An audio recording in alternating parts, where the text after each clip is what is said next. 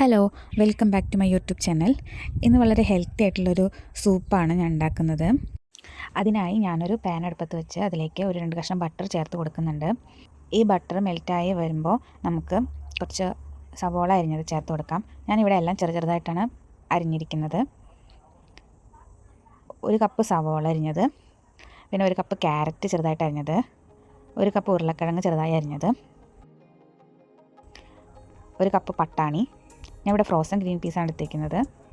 ഇതെല്ലാം ഒന്ന് മിക്സ് ചെയ്തെടുക്കാം. ഇതിലേക്ക് കുറച്ച് ഉപ്പ് ചേർത്ത് കൊടുക്കാം. 1 ടീസ്പൂൺ ചെറുതായി അരിഞ്ഞ വെളുത്തുള്ളി, 1 ടീസ്പൂൺ ചെറുതായി അരിഞ്ഞ ഇഞ്ചിയും ചേർത്ത് കൊടുത്തിട്ടുണ്ട്. വേണമെങ്കിൽ ഒരൽപ്പം മഞ്ഞൾപ്പൊടി കൂടി ചേർക്കാം.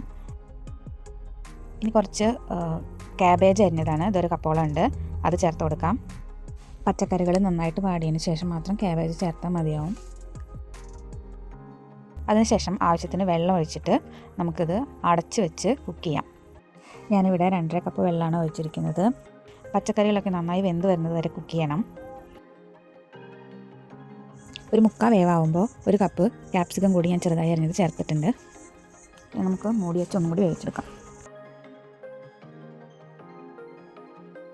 ഇപ്പോൾ പച്ചക്കറികളൊക്കെ നന്നായിട്ട് വെന്ത് വന്നിട്ടുണ്ട്. ഇനി ഇതിലേക്ക് ഞാൻ 2 ടേബിൾ സ്പൂൺ റാഗി പൗഡർ കുറച്ച് വെള്ളത്തിൽ കലക്കിയത് ചേർത്ത് കൊടുക്കുന്നുണ്ട്. കുറച്ച് കുറുകിയ രൂപത്തിലുള്ള സൂപ്പ് കിട്ടാൻ വേണ്ടിയിട്ടാണ്. സാധാരണ നമ്മൾ കോൺഫ്ലോറാണ് ചേർത്ത് കൊടുക്കുക, പക്ഷേ ഈ റാഗി പൗഡർ ഒരു ഹെൽത്തി ആയിട്ടുള്ള ഓപ്ഷനാണ്, നല്ല ടേസ്റ്റും ഉണ്ട്. ഇത് ചേർത്ത് കൊടുക്കുമ്പോൾ സൂപ്പ് കുറച്ച് കട്ടിയായിരുന്നു, അപ്പോൾ ഞാൻ കുറച്ചുകൂടി വെള്ളം ചേർത്ത് ലൂസാക്കി എടുത്തിട്ടുണ്ട്. ഇത് ചേർത്തിട്ട് നന്നായി തന്നെ ഇളക്കി കൊടുക്കണം, അടിയിൽ പിടിക്കരുത്. വെയിറ്റ് ലോസിന് നോക്കുന്നവർക്ക് പറ്റിയൊരു ഓപ്ഷനാണ്. രാത്രിയൊക്കെ സൂപ്പ് കുടിക്കുകയാണെങ്കിൽ നല്ല വയറ് നിറഞ്ഞൊരു ഫീലിംഗാണ് ഉണ്ടാവുക. വളരെ നല്ലതാണ്, ഹെൽത്തിയാണ്, കുട്ടികൾക്കും ഇഷ്ടപ്പെടും. എല്ലാവരും ട്രൈ ചെയ്ത് നോക്കണം. 1 ടീസ്പൂൺ ബട്ടറും കുറച്ച് മല്ലിയിലയും കുറച്ച് പെപ്പർ പൗഡറും കൂടി ചേർത്ത് ഇത് ഇറക്കി വയ്ക്കുകയാണ്. ചൂടോടെ തന്നെ നമുക്കിത് സെർവ് ചെയ്യാം.